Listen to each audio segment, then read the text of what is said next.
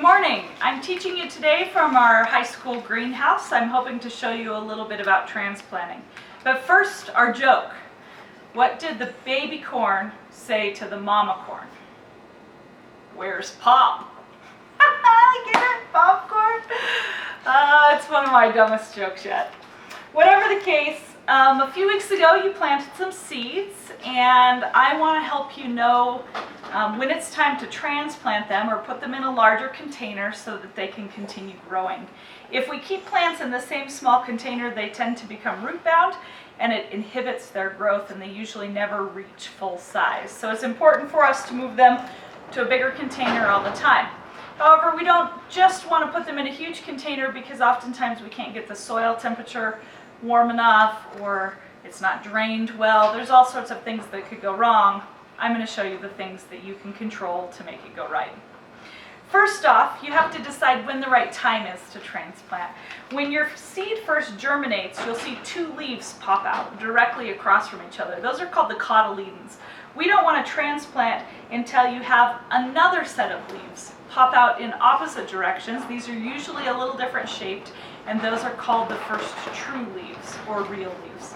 And so these are some cherry tomato sprouts, and we're going to transplant them into a larger container. We first check to make sure they're big enough, because if you transplant too early, you're more likely to kill the seedling. Then we want to prepare our soil. Now, I usually use the soil that I've mixed, and I fill the container, kind of level it flat, but before I plant, I soak it. When I soak it, the soil condenses and it begins to create about a ½ inch of space at the top of the container. We want that space so that the water can pool there and soak into the soil a little bit slower. So I've soaked some containers here. I have one ready. To transplant the plant, you need to remove it from the container, if possible, without squeezing the stem at all. And so on these smaller containers, you can push with your finger from the bottom, you can pinch with your fingers on the sides, and you kind of dump it out in as much of a piece as you can. Now, the next step is to actually mess up the roots a little bit. When you mess up the roots without tearing them a lot, it actually promotes growth in the roots. And so we want to promote growth so the plant will continue to expand. I make a hole about a similar size, right over it, mess up the roots a little more, and push the plant in. Now, a couple of things I'm being careful of. I don't want to put the plant below the level of the soil. I want it to stay even across it. And then I can bring some extra soil from around it, and I'm going to push down ever so slightly. They call this firming the seed bed, and what that does is it gives the plant a little bit of stability, helps it stand up straight and work well. So now that one is done. One of the most important things if you're doing a lot of plants, like we are in our high school greenhouse, is to label your varieties. So at this point, I would actually create more little popsicle sticks with the names written on them in permanent marker to mark this as a cherry tomato. Customers don't like to buy a plant that's not marked, and so that's where we look at it with our high school plant cooperative. But more importantly for you, you want to know which plants you're planting in your garden. Now, when you plant plants from seed, you'll notice that not all of them come up.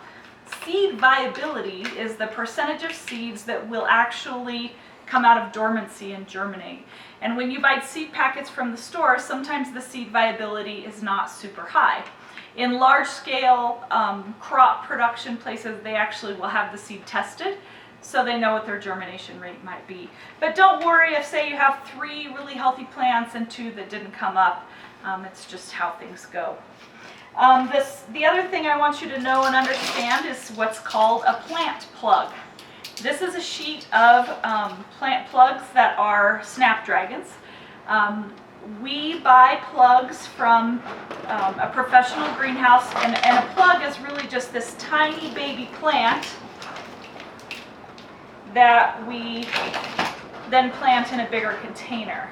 You can see it's got very, very little soil on the roots, so we have to plant it pretty quickly. But plants like this, when you buy a lot of plugs, may cost something like 15 cents or a quarter, as opposed to $1 per plant in bigger plants. So these plugs were purchased. These will actually be raised to closer to maturity and planted to beautify the streets in our local town. When you plant a plug, you also mess up the roots. You're going to use a little hole. It's obviously smaller because it's got less soil, and then you're going to firm the seed bed around it.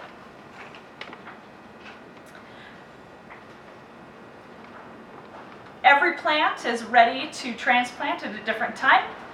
So maybe refer back to your seed packets and figure out when the right time is going to be. Have a lot of fun transplanting. See ya!